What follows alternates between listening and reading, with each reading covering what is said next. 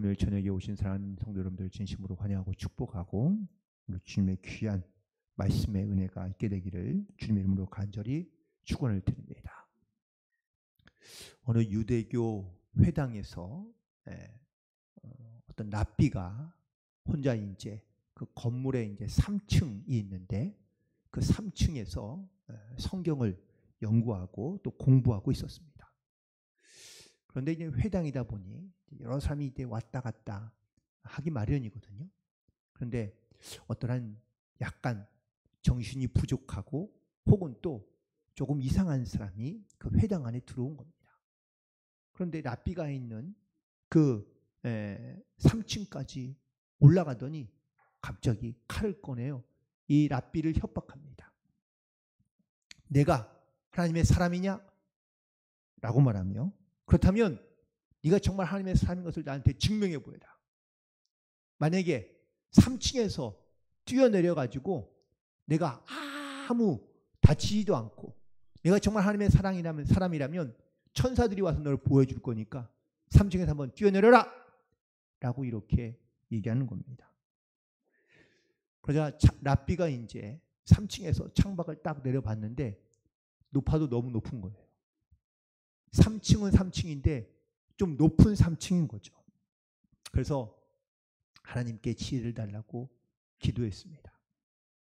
그러자 번뜩 하나님께서 주시는 지혜가 그냥 떠오르면서 그 미친 사람에게 이렇게 얘기합니다. 여보시오, 3층에서 뛰어내리는 것이 기적이겠소? 아니면 1층에서 3층으로 올라오는 것이 기적이겠소?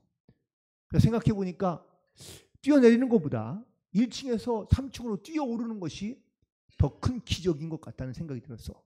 내가 잠시 여기서 기다리면 내가 아래에 내려갔다가 1층에서 3층으로 뛰어 올라와 이렇게 3층으로 올라올 테니까 그 기적을 한번 기다리시오 라고 얘기하자 이 정신 나간 사람이 그게 진짜 기적이구나 생각해서 랍비를 내려보내고 그리고 한참을 기다렸는데 결국은 그의 랍비의 창문으로 올라온 사람은 랍비가 아니라 경찰들에게 끌려갔다는 후문이 있습니다.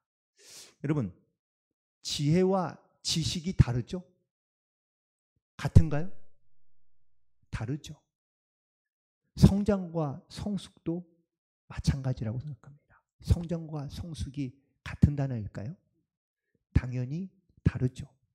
성장은 어떤 양적인 그런 어떠한 이야기를 한다면 그래서 이 성장은 주로 우리가 잘한다 라는 표현을 쓰지만 성숙은 질적인 것이라 무르익는다 라고 이렇게 표현할 수 있을 것 같습니다. 탈무드에 이런 말이 나옵니다. 사람은 아무도 어른이 되지 못한다. 아이로서 나이만 먹을 따름이다. 나이가 먹는다고 또 성장했다고 다 어른답지는 아니다. 어른은 아니다 라는 그런 이야기일 뿐입니다. 다 성장했어도 어린아이와 같은 사람들이 있기 때문입니다.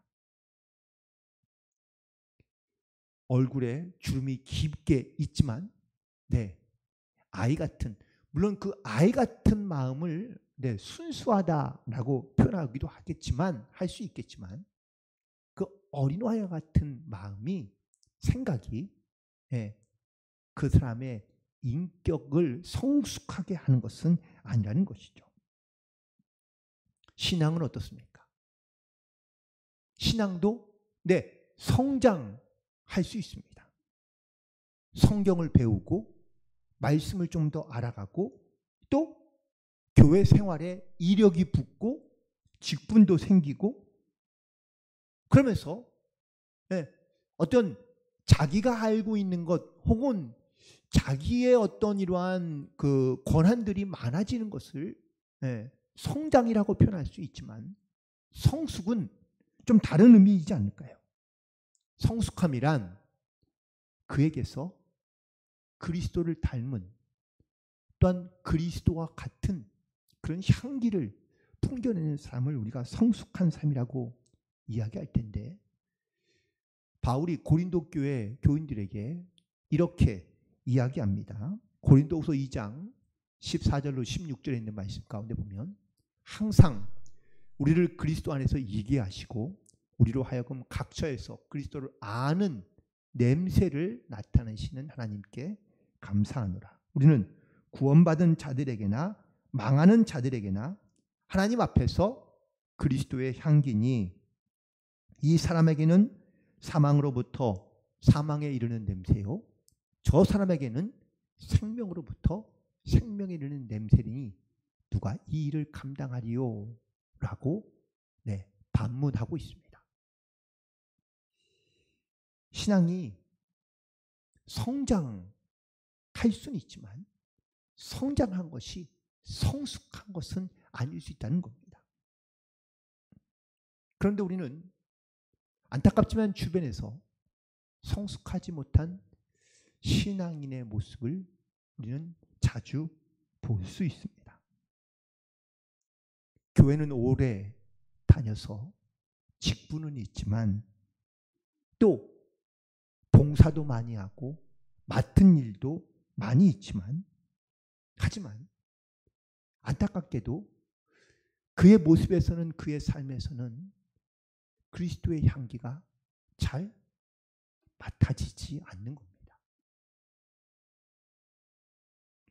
그렇기 때문에 우리는 성장만 있는 것이 아니라 성숙함이 우리 가운데 반드시 있어내야 될 줄로 믿습니다. 오늘 본문에 있는 말씀 속에서 예수님께서 너는 내게 배우라 라는 이러한 말씀을 주고 계시는데 예수님께서 배울 수 있는 것이 무엇일까? 예수님은 과연 무엇을 배우라고 말씀하고 계시는가? 놀랍게도 예수님께서 배우라고 말씀하신 것은 바로 온유함과 겸손함을 배우라고 말씀하고 있습니다. 우리가 잘 아는 예화 중에 하나인데요. 성 어거스틴에게 어떤 사람이 와서 물었습니다. 그리스도인들에게 가장 필요한 덕목이 뭘까요? 그러자 어거스틴이 말하기를 첫 번째는 겸손이다 라고 이야기합니다. 그렇다면 그리스도인으로 갖춰야 될 덕목 두 번째는 뭔가요? 두 번째는 겸손이다. 그럼 세 번째는 뭔가요? 세 번째도 겸손이다. 왜 어거스틴은 이 겸손을 세 번이나 혹은 그리스도인이 갖춰야 될 가장 필요한 영적인 어떤 덕목 가운데 이 겸손을 가장 우선순위로 혹은 모든 것에 가장 최고로 이 겸손을 강조했을까? 여기에는 매우 중요한 의미가 있는데 여러분 아담과 하와가 에덴 동산에서 무엇 때문에 쫓겨나게 됐죠? 선악과를 먹은 사건 때문에 쫓겨나게 됐습니다. 그런데 선악과를 먹게 된 이유 혹은 그 계기가 중요한 거죠. 왜 선악과를 먹었죠? 하나님과 같이 될 수 있다는 마음 때문입니다. 다시 말하면 이 교만함인데 겸손함을 잃어버리면 교만함이 됩니다. 이런 마음이 생겼기 때문에 이것이 우리의 모든 인간의 본성으로 남아있기 때문에 그래서 겸손을 강조하고 있다라는 사실입니다. 겸손. 이 겸손은요, 자기를 낮추는 것을 의미합니다. 그런데 이 겸손이 다른 사람에게 막 비굴한 고개를 숙이며 혹은 또 눈치를 보고 또 그렇게 많은 사람들 가운데 굽신거리는 것이 이것이 겸손이냐? 그건 아니라는 겁니다. 또 하나, 겸손은 자기 학대도 아닙니다. 어떤 사람들 가운데는 마조히즘이라는 현상이 있는데 이 마조히즘이 뭐냐? 자기를 낮추면서 거기에서 자기를 또한 학대하면서 거기서 쾌감을 느끼는 사람이라고 이야기합니다. 겸손은요, 자기 기만이나 자기 과장도 아닙니다. 교묘한 위선으로 겸손을 가장한 그러한 모습으로 많은 사람들이 속이려 하는 경우도 있습니다. 예전에 있는 예화이긴 하지만 그 조덥산 장로님에 대한 이야기가 어쩌면 겸손의 가장 대표적인 이야기라고 말할 수 있습니다. 전라북도 김제에 있는 금산교회 거기를 섬겼던 조덕삼 장로의 이야기 여러분들 다들 한 번씩 들어보셨죠? 네. 근데 거기에 이제 장로교 목사로서 선교사로 갔던 테이트 선교사가 거기에서 교회를 개척하면서 그 조덕상 장로의 집에서는 거의 개척을 시작하게 되었는데, 근데 마침 그 조덕삼 그때는 장로가 아니었죠. 네. 사실 거기에서 이름을 떠지던 한학자이며 마을의 유지였던 이 조덕삼 씨를 전도해서 예수를 믿게 되었는데, 그때 함께 자기의 종이었던 이자익 씨도 같이 함께 예수를 믿게 되고 그리고 신앙생활을 시작하게 됩니다. 그런데 몇 년의 세월이 흐르고 난 다음에 교회에서 리더를 세우게 되었는데, 소위 말하면 장로를 세우게 되었는데, 그런데 둘이 똑같이 공천된 거예요. 그런데 교인 투표에서 누가 됐을까요? 종인 이자익 씨가 선출이 되고 조덕삼 씨는 떨어진 거예요. 그런데 이 조덕삼 씨가 얼마나 대단한 겸손한 사람이었냐면, 그 장로로 먼저 세워진 종인, 자기의 종인, 실제로 자기의 지금 현재 종이기도 한 그 이자익 씨를 먼저 장로로 세우고 잘 섬겼다는 겁니다. 그리고 그 다음 해인가 다시 조덕삼 씨도 장로로 피택됩니다. 그런데 이후에 이 조덕삼 장로가 자기의 종이었던 이자익 씨를 신학교를 보내요. 공부를 시키고 목사 안수를 받고 심지어 자기 교회로 초청해서 담임 목사로 섬깁니다. 또 나중에 이제 교회 역사의 기록에 의하면 교단의 총회장을 이 이자익 목사님이 3번이나 하는데 그 3번을 다 이 조장로님이 다 이렇게 서포트해서, 그래서 한국 기독교 역사에 유례없는 그러한 역사를 남기게 되었다는 겁니다. 또 그 후손들이 역시 지금 정말로 믿음의 가문으로 바르게 세워진 그런 어떤 겸손의 대명사로서 많은 사람들이 기억되고 있는데, 오늘 주님께서 우리에게 말씀하신 나의 마음은 온유하고 겸손하니 나의 멍에를 베고 내게 배우라라고 말씀하고 있는데, 우리가 배워야 될 이 겸손의 자세 가운데 첫 번째 우리가 알아야 될 것은 내 자신이 누구인지를 우리가 먼저 알아야 될 줄로 믿습니다. 내가 어떤 존재인지, 내가 어떤 사람인지, 내가 누구인지를 우리가 먼저 알고 우리가 하나님 앞에 나아갈 수 있어야 한다라는 것이죠. 여러분, 겸손의 시작은 자기를 아는 것부터 시작된다는 사실입니다. 자기를 모르는데 우리가 남을 뭐라고 비판할 수도 없고, 혹은 남에 대해 말할 필요가 없다라는 것이죠. 독일의 유명한 신학자인 키에르케고르가 하나님 앞에 선 우리는 하나님 앞에 선 단독자라고 표현합니다. 이 단독자라는 이 말의 의미는 홀로 서 있는 존재를 의미합니다. 여러분, 내가 하나님 앞에 서 있다면 내 존재, 나의 존재의 모습은 과연 어떤 모습일까요? 과연 우리가 하나님 앞에 무엇을 당당하게 내어놓을 수 있으며, 혹은 우리가 하나님께 과연 무엇을 말할 수 있을까? 특별히 하나님 앞에 서게 되면 하나님과의, 나와의 그 영적인 질적인 차이를 느낄 수밖에 없다라고 말하고 있고 고백하고 있습니다. 그때 우리가 깨닫게 되는 것,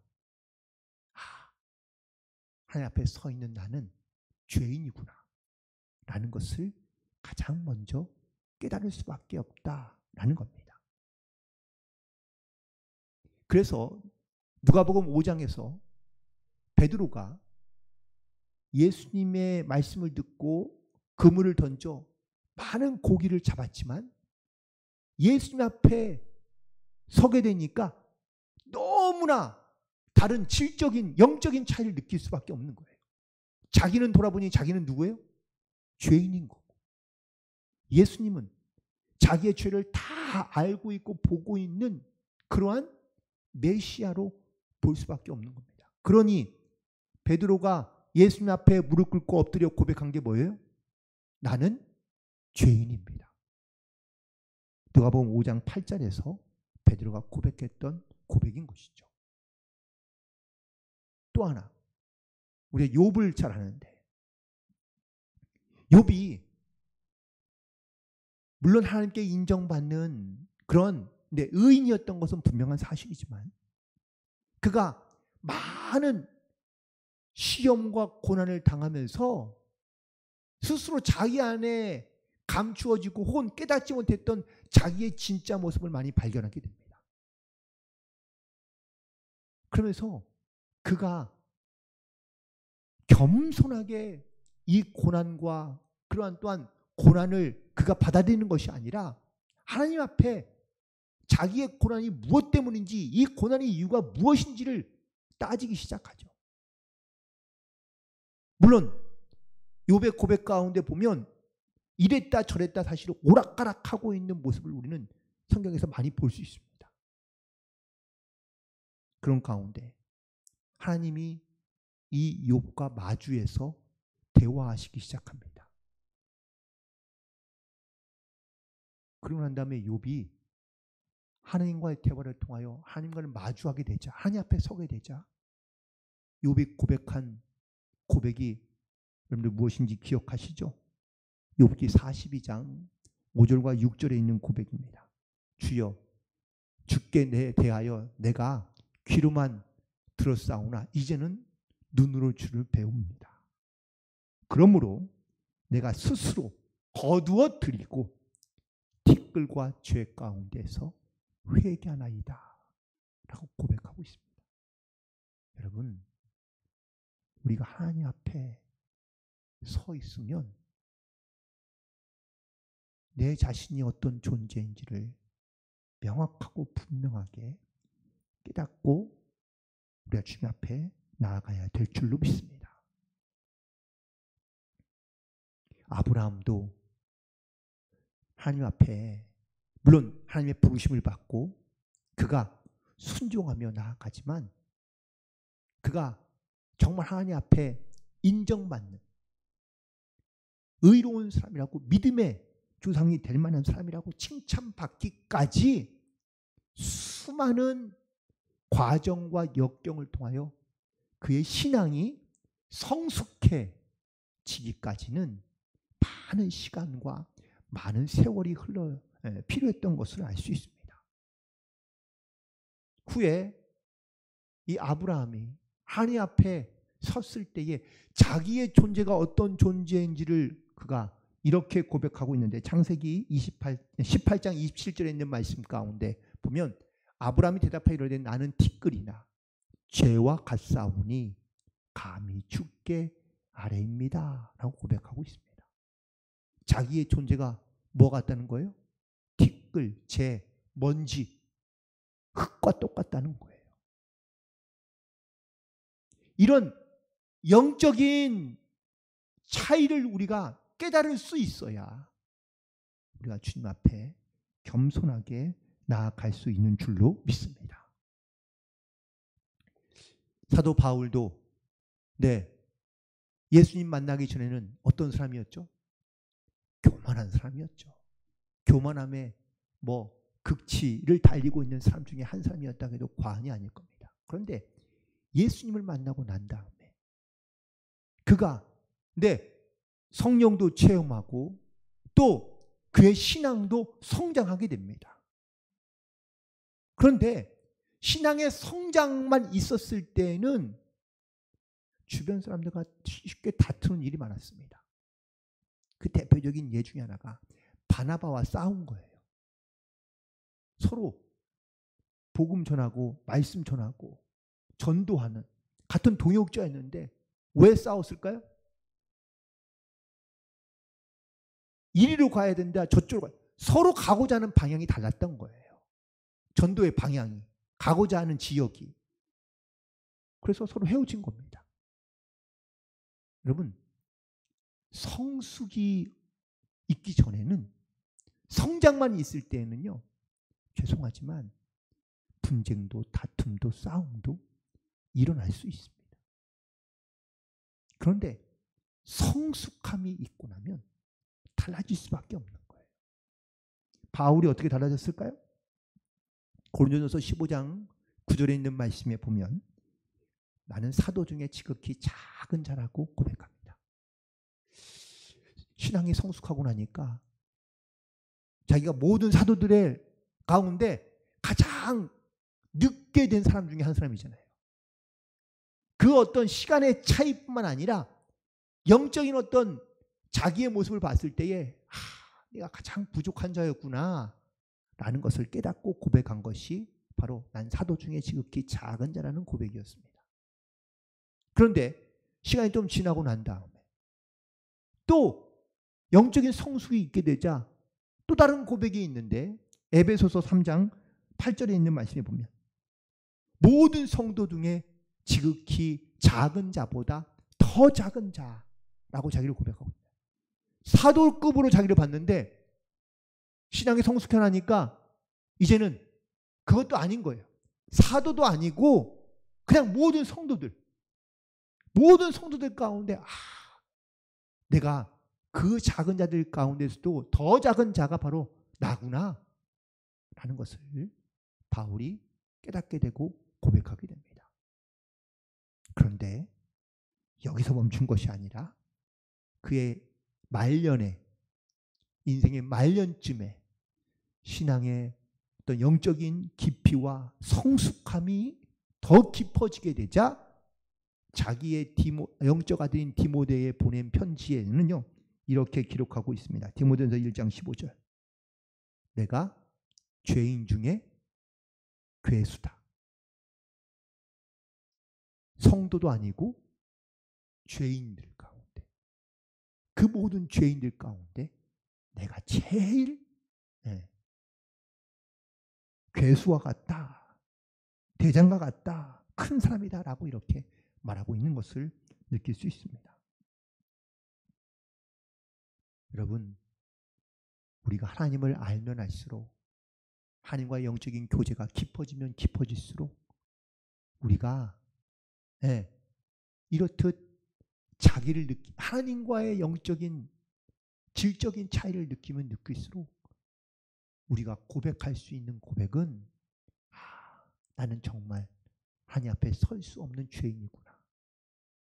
나는 정말 모든 죄인들 가운데 내가 그 대표격이구나 라는 것을 깨닫게 되고, 그래서 자기를 낮게 여기며 겸손하게 하나님 앞에 나아갈 수밖에 없다라는 사실입니다. 예수님이 나귀를 타고 예루살렘에 입성하시는데 많은 사람들이 예수님을 어떻게 영접하죠? 자기의 겉옷을 벗어 바닥에 깔고 종려나무 가지를 땅에 깔고 흔들면서 호산나 다윗의 자손이여 어서 오시옵소서 라고 이렇게 영접합니다.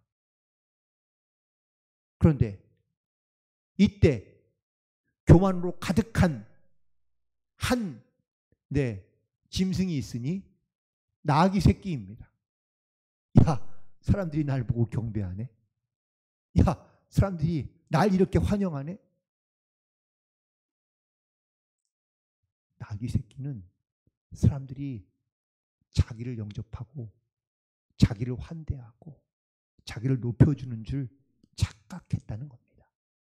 여러분, 이 말씀 속에서 우리가 예수를 힘입어 살고 있으면서도 내 위에 계시는, 내 등 뒤에 계시는 예수님은 보지 못하고 또한 예수님은 알지 못하고 마치 내가 잘한 듯, 내가 그런 사람들의 어떤 이런 환영과 칭송과 영광을 받는 것이 너무나 마땅한 듯 이런 착각 가운데 살게 되면 자연스럽게 교만해질 수밖에 없습니다.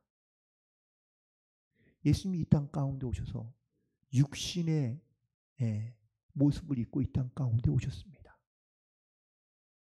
예수님은 그 육신이 아니라 그 육신 안에 있는 하나님의 영으로 다만 육신의 옷을 입으신 것 뿐이지만, 하지만 예수님은 겸손히 인자가 섬김받으러 온 것이 아니라 도리어 섬기려 왔다고 말씀하시면서 나에게서 이 겸손을 배우라고 말씀하십니다. 오늘 우리는 이런 성숙한 신앙인의 자세를 따라 예수님의 말씀을 의지하여 또 겸손함으로 주님 앞에 나아갈 수 있는 모든 성도들 되기를 간절히 축원을 드립니다. 겸손한다는 건, 예수님께 배워야 될 겸손은 과연 뭐가 있을까? 첫 번째는 낮은 자리에 내 마음을 두어야 된다라는 사실입니다. 예수님께서 하늘의 보좌를 버리고 낮은 곳으로 내려오셨습니다. 이것이 예수님께서 우리에게 보여주신 겸손의 모습인데, 그렇다면 우리도 예수님의 모습을 닮아 우리도 낮은 자리로 스스로 내려갈 수 있어야 된다라는 것이죠. 그런데 세상을 살아가는 사람들은 대부분 다 높은 곳에 자기의 마음을 두고 살아갑니다. 여러분, 스스로 높아지는 곳을 원하는 것이 스스로 낮아지는 곳을 내려가는 사람은 흔치 않습니다. 그러나 그리스도로 우리가 겸손하여 겸손을 배워 우리가 성숙한 신앙을 갖기 시작하면 높은 곳이 아니라 낮은 곳으로 내려가게 된다라는 사실입니다. 디모데전서 1장 13절 15절에 보면은 바울이 자기가 예전에는 비방자요, 박해자요, 폭행자였지만 내가 믿지 않을 때에는 알지 못하고 행하였다고 고백합니다. 그런데 예수님의 은혜가 내 안에 있고 난 다음부터는 내가 내 안에서 믿음과 사랑으로 풍성하게 되었고, 그리고 또한 세상 가운데 내가 하나님의 말씀을 전하는 이 사명을 감당하게 되었다고 고백하고 있습니다. 우리가 어느 자리에 또한 어떤 모습으로 우리가 살아가야 될지를 오늘 바울이 이렇게 우리 가운데 고백하고 말하고 있는 것처럼 우리도 낮은 자리에서 주님의 말씀을, 주님의 은혜를 선포하며 살아가는 그러한 복된 성도들 되기를 간절히 축원을 드립니다. 두 번째 모습은 멍에를 매라고 말씀하시는데, 멍에를 매는 겁니다. 멍에는 혼자 매는 것이 아니라 같이 매는데요. 오늘 말씀 가운데 멍에를 매고 내게 배우라 라고 말씀하셨는데, 이 멍에는 뭐죠? 길들이기 위한 도구입니다. 그런데 이 멍에는 혼자 지는 것이 아니라 반드시 다른 사람과 함께 지키는, 소가요 한 멍에를 혼자 지는 것이 아니라 둘이 같이 져야 한다는 거예요. 결국 이 멍에 주인이 이끄는 대로 가기 위한 그러한 순종의 도구인 것이죠. 멍에를 맨 이 짐승은요, 주인이 이끄는 대로 갈 수밖에 없습니다.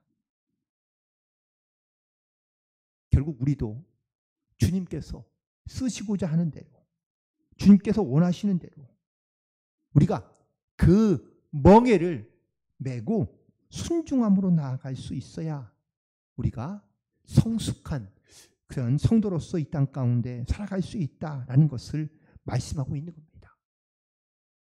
오늘도 우리는 주님의 말씀을 우리가 듣고 배우고, 또한 우리가 이 말씀을 우리가 이해하고, 또한 그 말씀을 내가 받아들이는 것으로만 끝나는 것이 아니라 그 말씀을 내가 순종으로 살아갈 수 있도록 주님의 주신 멍에를 따라 우리가 주님 앞에 자원하여 하나님의 뜻을 따라 순종하며 나아가는 그런 복된 성도들 되기를 주님의 이름으로 다시 한번 간절히 축원을 드립니다. 그리고 마지막으로 우리가 성숙한 그리스도인이 된다는 것은 바로 주님께서 보여주신 섬김의 본을 따라 섬기는 삶을 살아가는 것을 의미하고 있습니다. 예수님께서 요한복음 13장에서 제자들의 발을 씻겨주시는 장면이 등장합니다. 그때 예수님께서 하신 말씀이 내가 주와 또는 선생이 되어 너희 발을 씻었으니 너희도 서로 발을 씻어주는 것이 옳다라고 말씀하고 있습니다. 여러분, 여기서 주님께서 보여주신 모습은 선생과 주인의 모습이 아니라 종의 모습이었다라는 것이죠. 다른 사람의 발을 씻어주는 것, 이건 종이 하는 행동이었기 때문입니다. 그런데 예수님께서 주님으로 혹은 선생인 자기의 신분을 착각하여 망각하여 종의 본을, 종의 모습을 행하신 것이 아니라 너희에게 섬김의 본을 보여주기 위하여 이렇게 하였다고 말씀하고 있다는 것이죠. 우리도 이런 주님의 섬김을 본받아 우리도 역시 세상 가운데 이 섬김을 보여주며 또한 그 섬김의 본으로 살아가는 성도로서 이 땅 가운데 살아가야 될 줄로 믿습니다. 말씀을 정리하면서 주님은 우리 가운데, 바울은 우리 가운데 우리가 그리스도의 흔적을 갖고 있느냐라고 묻고 있습니다. 바울이 갖고 있던 그리스도의 흔적은 과연 무엇이었을까요? 삶에서 그는 세상 가운데 있는 누릴 수 있는 좋은 것들을 다 버립니다. 집도, 명예도, 그리고 심지어는 많은 사람들 가운데 핍박도 고난도 당하고 굶기도 하고 그리고 힘들게 어렵게 스스로를 채찍질하며 살았던 것을 보게 됩니다. 매도 맞고 옥에도 갇히고. 그런데 그는 이 일에 대하여 그는 오히려 자랑스럽게 이야기하고 있는 것을 볼 수 있습니다. 그 이유는 이것이 바로 내가 주님의 흔적을 갖고 있다라고 고백하고 있기 때문입니다. 우리는 살아가면서 내 삶에서 과연 어떤 주님의 흔적들을 가지고 살아가고 있는지를 다시 한번 돌아봅니다. 오늘 본문에서 너는 멍에를 메고 내게 배우라 라고 말씀하셨는데 이렇게 성숙한 신앙인으로 우리가 주님을 따르며 살아갈 때 우리의 마음 가운데 쉼을 주시고 그리고 평안을 주시며 그리고 하나님께서 베푸시는 은혜 가운데 우리 가운데 나아가게 될 것이라고 말씀하고 있습니다. 주님의 주시는 평안 그리고 그 쉼과 안식은 세상이 주는 것과 다르다는 것을 분명하게 말씀하고 있습니다. 오늘 다시 한번 이런 그리스도의 흔적으로 우리가 그리스도 안에서 성숙한 신앙인으로 살아가는 성도들 되기를 간절히 소망하며 오늘 주님께서 말씀하신 그 주님의 모습을 배우고 닮아서 우리에 맡겨진 사명을 잘 감당함으로 함께 영광을 돌리는 그런 승리하는 성도들 되시기를 주님의 이름으로 간절히 축원을 드립니다. 기도하시겠습니다.